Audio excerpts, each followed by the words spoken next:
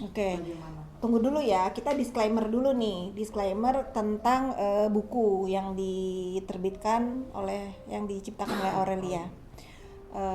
Kalau memang itu eh, si peran utamanya ini ya, yang di dalam buku itu yang sudah satu kali satu sama dengan satu gitu ya.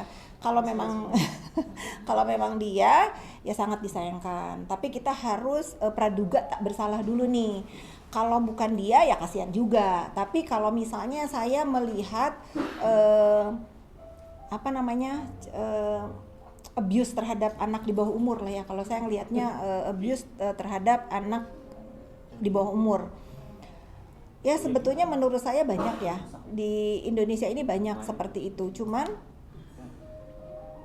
Sudah. Oke, lanjut. Nah, cuman Aurelia yang berani speak up nih tentang ini. Nah, himbauan nih untuk anak-anak remaja, entah itu laki-laki atau perempuan, kalau memang kalian merasa ada yang abuse pasangan kalian, ini timing yang tepat untuk bersuara dan keluar dari zona itu.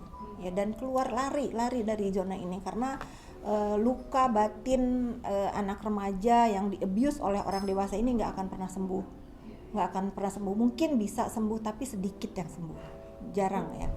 Sorry, ibu kan anak-anak sebagai korban bully ya, bullying ya. Kita ngomong bullying sama abuse nih. Hmm.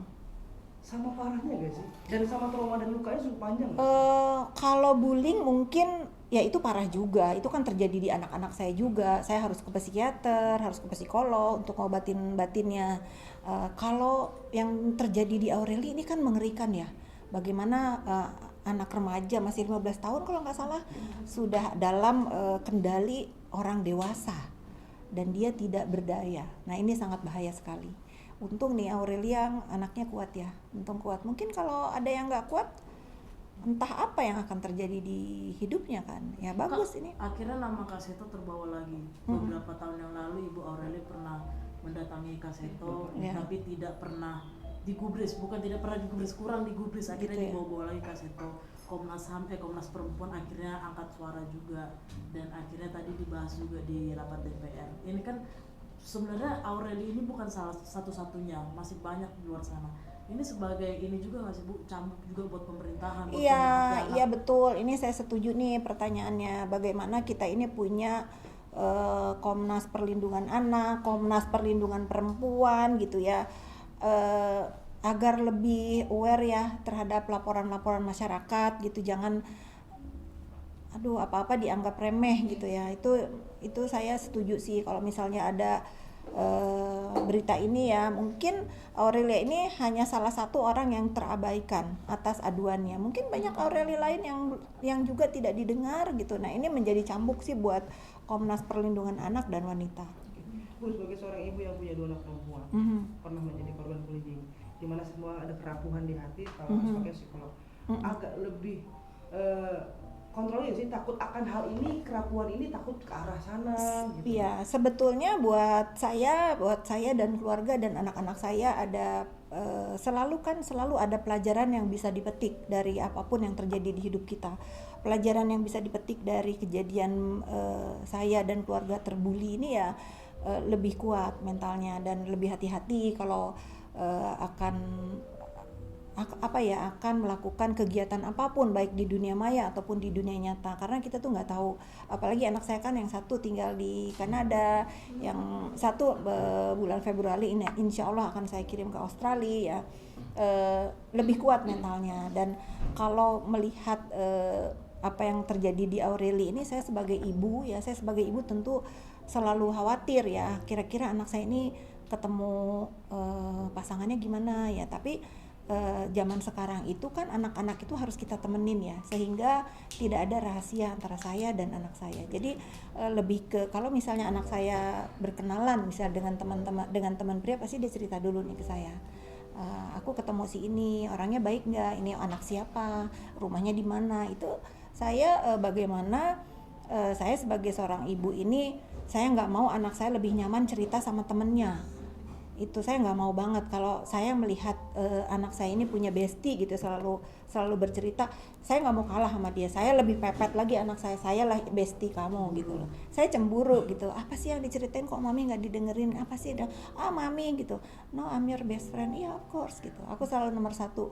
aku teman terbaik anak aku. Oke Bu, ini kan kasus banyak korbannya rata-rata adalah perempuan di bawah umur dan maaf yang mendapatkan pendidikan yang kurang oke lah gitu dari guru atau dari segala macam. Ibu sebagai ibu dan mempunyai anak perempuan juga, apa langkah ibu ke depannya agar, atau menurut ibu apa yang harus dibenah biar gak ada lagi Aureli selanjutnya atau tidak ada korban-korban anak di bawah umur selanjutnya? Ya pertama pengawasan orang tua terhadap anaknya itu penting sekali. Kedua, bagaimana anak-anak ini tidak menjadikan orang tua itu orang yang menakutkan. Bagaimana orang tua itu justru bisa menjadi sahabat anak, itu saya rasa semua ibu bisa melakukannya. Nggak ada yang nggak bisa melakukannya, tergantung niatnya ada atau tidak gitu. Karena zaman sekarang itu udah nggak musim lagi nih, kita dibesarkan dengan ditakut-takutin, dilarang ini itu dengan cara yang keras itu. Karena menurut saya kalau anak-anak sekarang itu kita kerasin, kayak kita menggenggam beras nih, jadi lari gitu, menggenggam pasir tuh jadi lari. Gimana mereka itu kita rangkul, kita dengerin, dan satu lagi yang paling penting itu bagaimana kita menerapkan ke mereka itu bahwa hidup kita itu lebih indah daripada hidup orang lain. Jadi bagaimana anak-anak saya tidak pernah mereka mau menginginkan hidup seperti orang lain.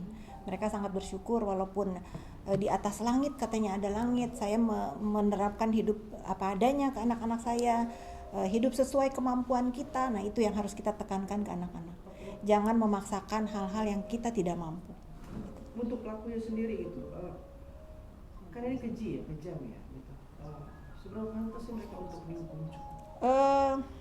Lagi-lagi kita disclaimer dulu, kalau memang ini tokoh di dalam buku itu orang yang bersangkutan, ya saya rasa sudah diadili oleh masyarakat Indonesia, karena hukum yang paling menyakitkan itu diadili oleh masyarakat. Mendapatkan hukum sosial juga, mendapatkan sanksi sosial itu paling berat. Satu kali. Saya juga punya kali-kalian ya. Untuk Aureli dan keluarganya 4 kali 4 16, sempat tidak sempat harus dibalas.